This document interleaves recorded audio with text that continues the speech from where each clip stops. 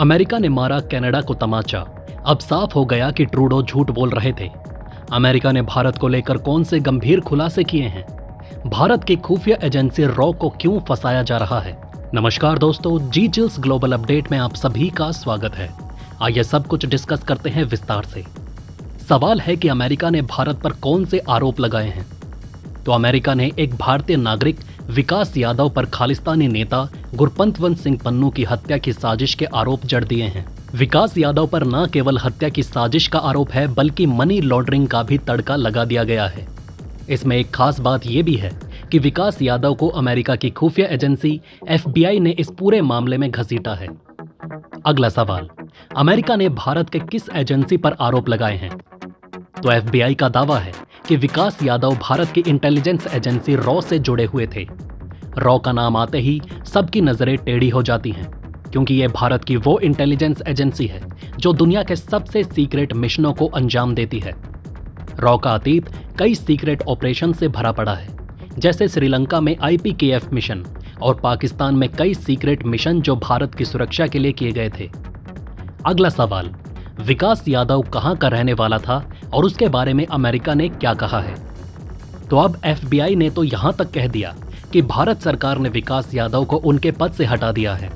मतलब मामला कहीं ना कहीं बहुत गहरा है। अब बात तो यह है कि विकास यादव पहले अमेरिका में थे, लेकिन कुछ वक्त पहले वो भारत लौट आए। हरियाणा के रेवाड़ी जिले के प्राणपुरा गांव से ताल्लुक रखने वाले विकास को 10 अक्टूबर को उनकी गिरफ्तारी की खबर आई और अब तक भारत ने इस मामले पर चुप्पी साध रखी है। अगला सवाल, ये CC1 कौन है और उसे कौन सी खुफिया जानकारी पता थी? तो FBI ने इस मामले में जिस CC1 नाम के शख्स का जिक्र किया था, उसे विकास यादव के रूप में पहचान लिया है। यानी अब मामला और भी गंभीर हो गया। देखिए, ये तो हाई लेवल प्लांटिंग है जो सीधा सीधा पॉलिटिकल और इंटेलिजेंस लेवल पर छेड़ा जा रहा है। FBI की चार्जशीट में यह साफ कहा गया कि विकास यादव ही वो शख्स था जिसने निखिल गुप्ता को इस साजिश में खींचा। यादव के पास पन्नू की पूरी डिटेल्स थी, पन्नू कहाँ रहता है, उसका मोबाइल नंबर और वो दिन भर क्या करता है। इसकी सारी जानकारी यादव ने गुप्ता को सौंपी। ये तो साफ दिखता है कि यह प्लान एक दिन में नहीं बना होगा। इसके पीछे महीनों की तैयारी होगी, रिसर्च होगी और सारी गतिविधियों को बारीकी से देखा गया होगा। अगला सवाल, निखिल गुप्ता ने क्या किया और उसने कितने रुपए की डील की थी? तो उसने एक अपराधी से संपर्क किया जो उसे एक प्रोफेशनल कॉन्ट्रैक्ट किलर लगा, लेकिन असल में वो अमेरिका की ड्रग एनफोर्समेंट एजेंसी का सीक्रेट एजेंट निकला। यानी यहां तो साजिश करने वाले को ही उल्टा चकमा मिल गया। अब बात यह है कि विकास यादव ने इस पूरे प्लान के लिए $1 लाख यानी कि करीब 83 लाख रुपए देने की योजना बनाई थी। अब यह प्लान सिर्फ किसी छोटे मोटे आदमी को खत्म करने का नहीं था, बल्कि एक बड़े खालिस्तानी नेता को ठिकाने लगाने का था, जिसके अंतर्राष्ट्रीय नतीजे हो सकते हैं। अगला सवाल, क्या खुफिया एजेंसियां कॉन्ट्रैक्ट किलिंग की सहायता लेती हैं? तो अमेरिकी इंटेलिजेंस एजेंसी, खासकर FBI और DEA अक्सर ऐसे ट्रैप बिछाती है ताकि वो अपराधियों को रंगे हाथ पकड़ सके। ये पहली बार नहीं है कि किसी ने ऐसे सीक्रेट एजेंट को कॉन्ट्रैक्ट किलर समझ लिया हो। पहले भी कई ऐसे मामले सामने आए हैं जहां अपराधियों को अपने जाल में फंसा लिया गया। कॉन्ट्रैक्ट किलिंग और खुफिया एजेंसियां, अब ये कोई नई बात नहीं है कि खुफिया एजेंसियां ऐसे ऑपरेशन प्लान करती हैं जिनमें कॉन्ट्रैक्ट किलर का इस्तेमाल किया जाता है। चाहे वो अमेरिका हो या रूस या फिर इजराइल की मोसाद, सबका यह तरीका है कि किसी दुश्मन को ठिकाने लगाने के लिए सीक्रेट ऑपरेशंस किए जाते हैं।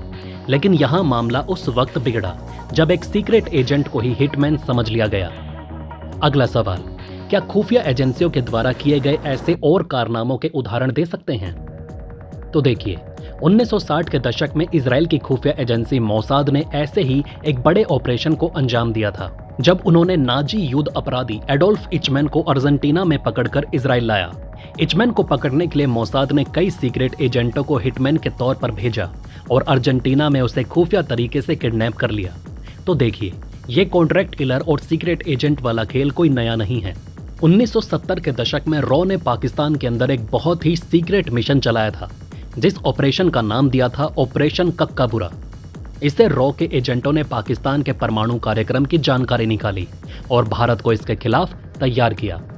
इसी तरह के सीक्रेट साजिशें अंतर्राष्ट्रीय स्तर पर भी चलती रहती हैं। 1990 के दशक में इजराइल की मोसाद एजेंसी ने फिलिस्तीनी नेता यासिर अराफत को मारने की कई कोशिशें की थी। उन पर बार बार हमले होते रहे, लेकिन अराफत हमेशा बच जाते। एक बार मोसाद ने उनके खाने में जहर मिलाने की कोशिश की, लेकिन किस्मत से अराफत बच गए। यह सीक्रेट ऑपरेशन कई सालों तक चलता रहा, लेकिन अराफत का कद और बड़ा होता चला गया। अगला सवाल, अमेरिका ने कनाडा को कैसे तमाचा मारा? तो खालिस्तानी नेता गुरपंतवंत सिंह पन्नू की हत्या की साजिश में भारत का नाम आने के बाद कनाडा के प्रधानमंत्री जस्टिन ट्रूडो ने अपना अलग ही राग छेड़ दिया था। उनका दावा था कि विकास यादव, जिसे FBI ने CC1 बताया, वही शख्स निज्जर की हत्या में भी शामिल था। मतलब मामला यहां पन्नू से हटकर निज्जर तक पहुंच गया। लेकिन यहां कहानी में ट्विस्ट आया जब अमेरिका ने इस दावे को सीधा खारिज कर दिया। अमेरिकी विदेश विभाग ने साफ साफ कहा कि विकास यादव का कनाडा में हुए निज्जर हत्याकांड से कोई लेना देना नहीं। और यह खारिज करना इसलिए खास है क्योंकि कनाडा और भारत के रिश्ते इन दिनों तनाव से भरे हुए हैं। अब देखिए, ये कोई छोटा मोटा मसला नहीं है। कनाडा ने तो सीधे भारतीय डिप्लोमेट्स पर ही आरोप लगा दिए, ये कहते हुए कि उनका हाथ खालिस्तानी नेता निज्जर की हत्या में है। अब इसके बाद भारत ने कोई भी कसर नहीं छोड़ी।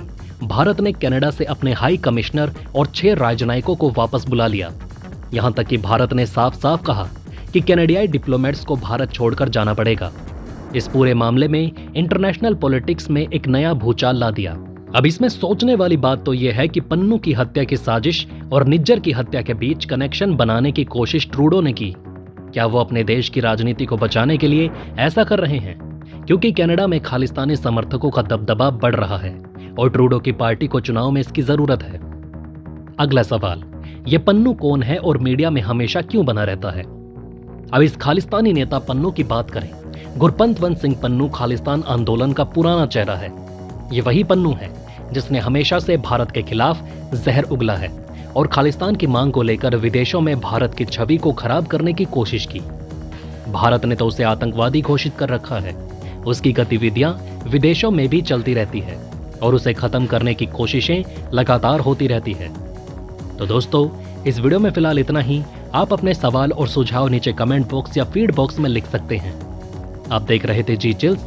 जल्द पूरे होंगे आपके सारे विल्स। धन्यवाद।